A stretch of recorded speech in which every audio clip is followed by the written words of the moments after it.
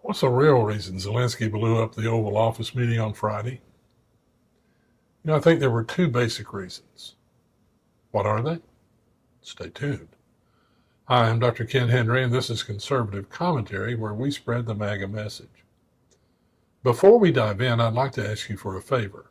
Please like, comment, share, and subscribe. This really helps us grow the channel, and go to the address in the bottom right, youtube.com/@themagamessage, and check out our other videos. As the war between Ukraine and Russia drags on, one thing is becoming increasingly clear. Ukrainian President Volodymyr Zelensky has no intention of seeking peace.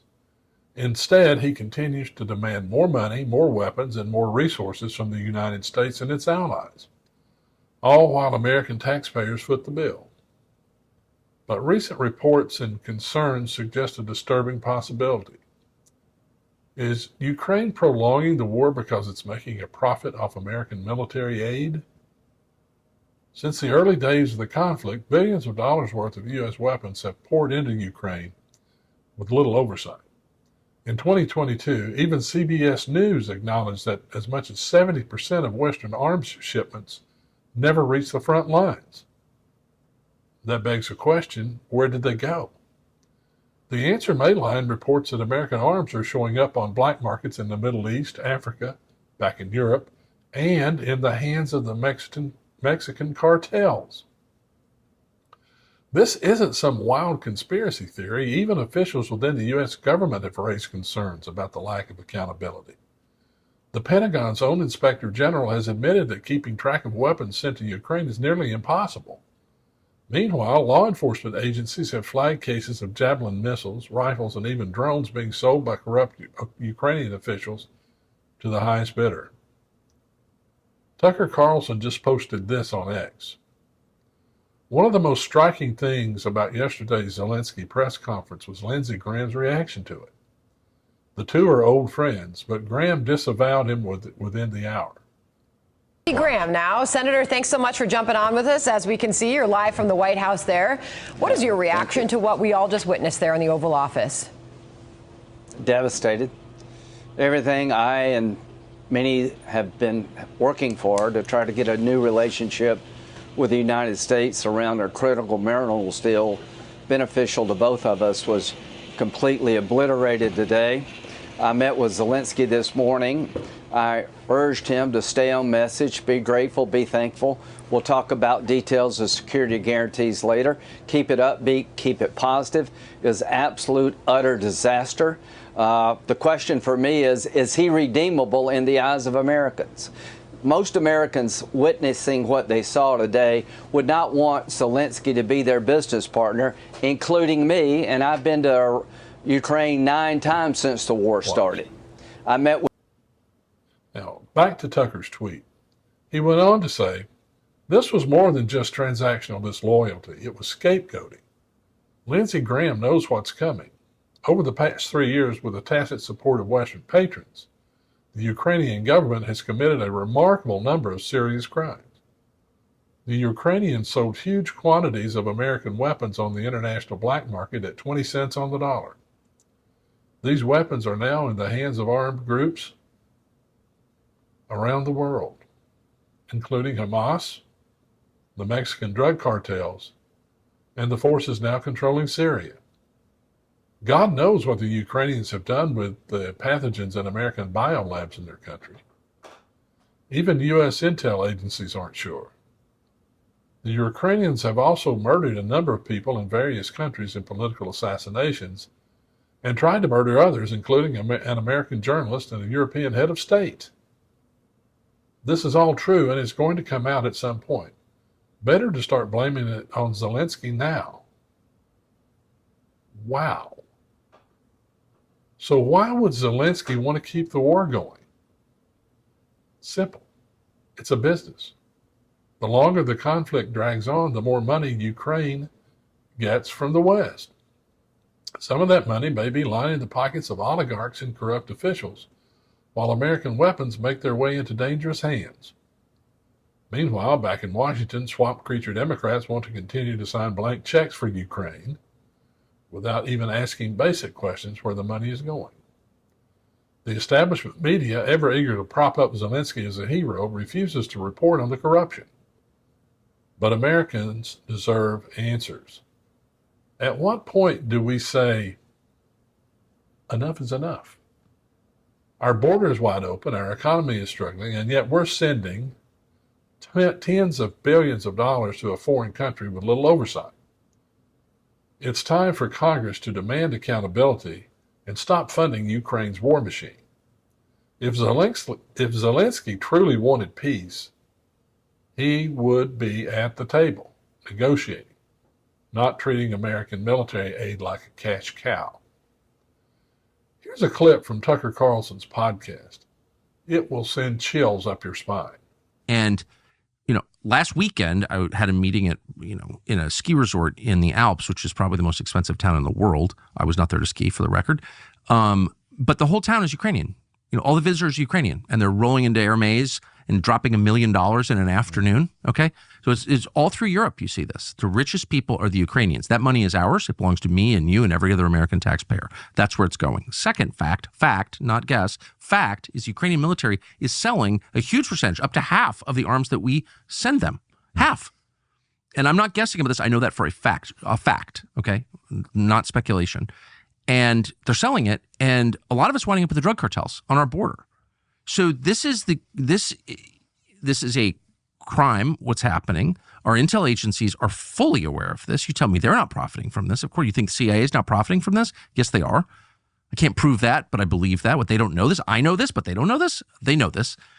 And no one is saying it. Like, no American seems aware of this. We're sending these arms to Ukraine, hundreds of billions of dollars, and it's being stolen and sold to our actual enemies. Like, what the? I'm trying not to swear. What is this? Yeah, well, the reason why is because you have Zelensky, it was about 3 weeks ago, I think, was specifically asked this question. So he went at some length in one of his interviews to say, oh, no, absolutely not. There's no truth to that at all. We've implemented all this thing. I know that, but the media just reported what he said. The New York Times could get on the web and order Ukrainian weapons. That's a fact. I'm not guessing. It's a fact. They could do that today. Like, everyone who wants to know what's going on knows. And yet they're telling me, 70,000 Ukrainians have died. 70,000? Really? You think that's the number?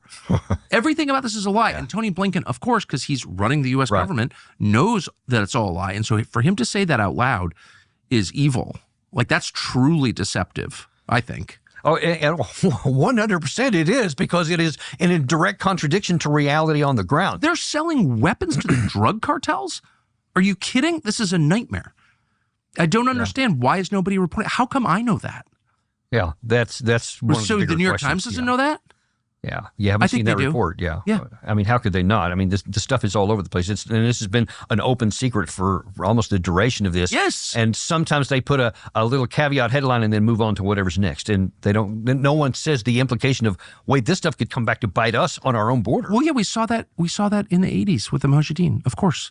How are you going to have commercial air travel around the world? By the way, if their missile systems, handheld missiles, you can shoot down a commercial airliner pretty easily with a lot of this stuff. That's what it's designed to do. And if it's in the hands of separatist groups, terror groups, drug cartels, which it is now, how do you have a civilization? How do you have global air travel? I don't get it.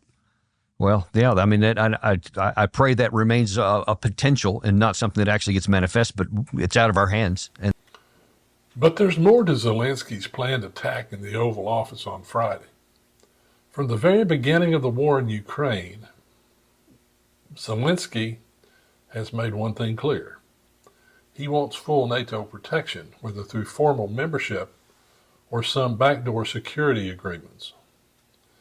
Now, as reports emerge that Ukraine may be offering access to its vast mineral wealth in exchange for those protections, conservatives should take a hard look at what this means for America and the West. Ukraine is sitting on a treasure trove of critical minerals, lithium, titanium, and rare earth elements, resources that are essential for modern military technology, energy production, and the green agenda being pushed by global elites. Zelensky and his government know this, and they appear to be leveraging these resources as bargaining chips. Their plan? offer lucrative deals to Western nations in hopes of securing long-term security commitments, even if full NATO membership remains off the table. Now, at first glance, this may seem like a strategic move for Ukraine, but the implications for the U.S. and its allies are far more complicated. First, it raises serious concerns about whether we are being drawn into an endless commitment to defend Ukraine, even outside of NATO. If security guarantees are effectively brought with resource deals, then the American people deserve to know, are we signing up for another blank check? One that will put our military and taxpayer dollars on the line for decades to come. Second, this mineral for protection strategy could deepen the entanglement between Western economies and Ukraine in ways that serve the interest of global corporations and defense contractors rather than the American people. We've already seen how Washington insiders have used the conflict to funnel billions into military aid with little accountability. If Ukraine's resources become the next bargaining chip, expect the same cycle of corruption and profiteering. Finally, conservatives should ask why this deal is being pursued now. The Biden administration has already poured tens of billions of dollars into Ukraine's war effort, and yet the country's leadership continues to seek further commitments. Is this truly about Ukraine's sovereignty, or is it about cementing a permanent dependency on Western military support while global elites reap the financial benefits of Ukraine's mineral wealth? At the end of the day, America must put its own interests first. If Zelensky wants to make deals with Western nations, he can.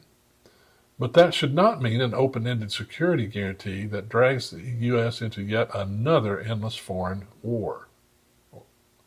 The American people have already paid enough, and it's time to rethink just how much more we're willing to sacrifice. Watch this clip from Zelensky's interview with Bret Baier on Friday. This is where he admits he wants NATO protection, and then share your thoughts in the comments. This is the first step to security guarantees. Europeans, we don't need to lose them. They are good allies for the United States. The United States is the most or the biggest donator of support and of peace, but we don't need to lose Europe, and they also want to know next steps. We have to be very open to understand how to stop the war. Right. But do you think the public spat in the Oval Office in front of the media served Ukrainians well today? I think this kind of spat is this is not good for both sides anyway, and I very open, but I can't change our Ukrainian attitude to Russia, and I don't want they kill us for us. This is very clear that Americans are the best of our friends, Europeans are the best of our friends, and Putin with Russian, their enemies. And it doesn't mean that we don't want peace. We just want to recognize the reality, the real situation. President Trump is convinced that you will never sign a deal with Vladimir Putin. Is he right? No, I think so. What I think, Ukraine wants peace, and we will have anyway diplomacy. We will have negotiations. I only said that I think so. It's about just and lasting peace. It means that we have to be very strong at the table of negotiations, and at these negotiations, Ukraine and Russia, like sides of this war, have to be, and the United States and Europe. That's what I said. So we are ready for peace, but we have to be in strong position. What does it mean? Just to know that our army is strong, that our partners with us, and that we have security guarantees. Am I not right? Leaving the White House today, President Trump said this. He's looking to go on and fight. He wants to come back right now, but I can't do that. What do you make of that? Do you want to continue fighting? Do you want peace? And if he had the opportunity to go back to the White House right now, would you do it? No. First of all, we want peace. That's why I'm in the United States. That's why I visited President Trump. And thanks for invitation again. The deal on minerals is the first step to security guarantees. It's meant for the peace, closer to peace. That's why I'm here. And we have tough situation. To understand it is to be in Ukraine. You saw it, Brad. You was once. Thank you again. So I think that's very important to understand what's going on. But I respect my soldiers and our people, our civilians who work and support our warriors. I can't say just stop. Nobody will stop because everybody afraid that Putin will come back tomorrow. We want just and lasting peace. It's true. We want security guarantees. We raise this topic about NATO the quickest way, but not all the countries are on this side. I said, okay, if not NATO, nobody is pushing. If not NATO, let's build NATO in Ukraine. That's my position. Europeans are ready to have contingents on our territory, boots on the ground. United States thinks maybe to help, maybe USA backstop, have to be just